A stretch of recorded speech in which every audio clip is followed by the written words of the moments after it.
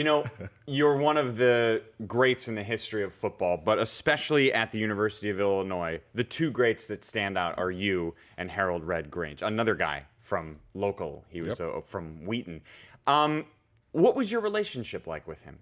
With Red? Yeah, did you know him well? Oh yeah, heck yeah. He was doing the radio, I believe, when I was with the Bears. Yeah, I knew Red. He was a great old guy. Yeah, What was he like?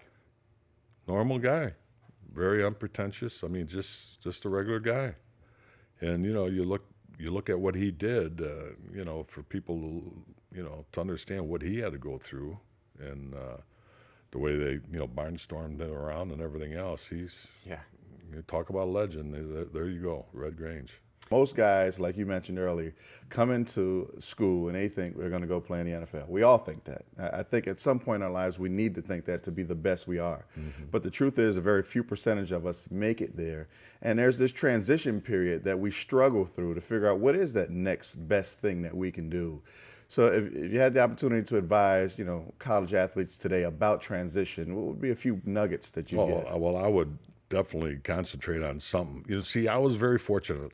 I knew what I wanted to do when I was 8 or 9, and that was to play football. I mean, kids today say that, yeah, okay, but all exposure, that's a good idea. Back then it wasn't. That's what I wanted to do. I really didn't have a plan behind that. I went to Illinois, and that's why I got in trouble with an interview. I said, I'm here because I want to play football, and I got to go to school in order to do that. So that's what I'm doing. So he turns around and says, well, if you were smart enough to be a doctor, you would have been a doctor. But I'm not, so I play football. So I got burned bad by that. But you've got to have something behind this. And I think kids are a lot smarter from high school and they ought to be considering that. But when it depends on where that kid comes from. You get an inner city school kid that's a great athlete, he just sees that. And the doors are open for you. So again, you got to decide, well, what do I do that's second best? And then work on that. And then gradually over time, that becomes what you want to do. And if you do it, that's the number one thing you want to do. So it's hard to tell them, because everybody has these dreams. I mean, I did too, but what I did, I worked in order to be able to do my dream, and that meant going to school.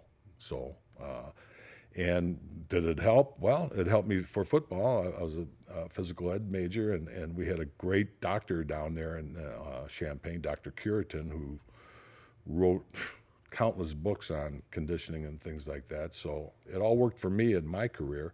And then second of all, the work ethic that Pete and the coaches gave me helped me get through my second career. What should we know about the Butkus Foundation?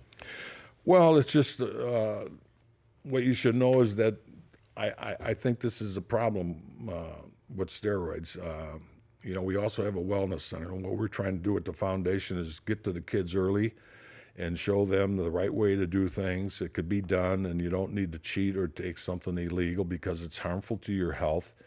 And as you grow older, we got to start taking better care of ourselves, and that's what our wellness program is all about. I went for a test for an EBC scan just for a joke, really. They wanted me to do maybe a radio spot, and the next day or 2 days later, I had a 5-way bypass. I mean, I was really bad. When I talked to the surgeon the first time, I said, come on, man, it wasn't that bad, was it? Because I had no symptoms.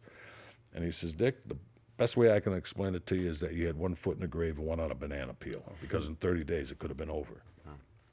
So we have that. I have the same cardiologist today that's on ours with our group, and we got that EBCT scan, and we got a wellness center in Orange County, California, and we give free scans to policemen, firemen, and returning military. In last March, we had an opening, and we had 59 ex-NFL players come through there, and 9 of them, I don't know who they were, they wouldn't tell me, but they just said 9 were serious. So starts from high school, man. Your health. You think you're invincible as a high school player, and you really don't need the steroids. If you train hard, eat well, and play with attitude, you can get it. I did it. There are a lot of guys that did it. And then through the course of your college years and your older years, you just, live a good life, and you won't have to be worried about being sick all the time. If people want more information, they can go to butkusfoundation.org.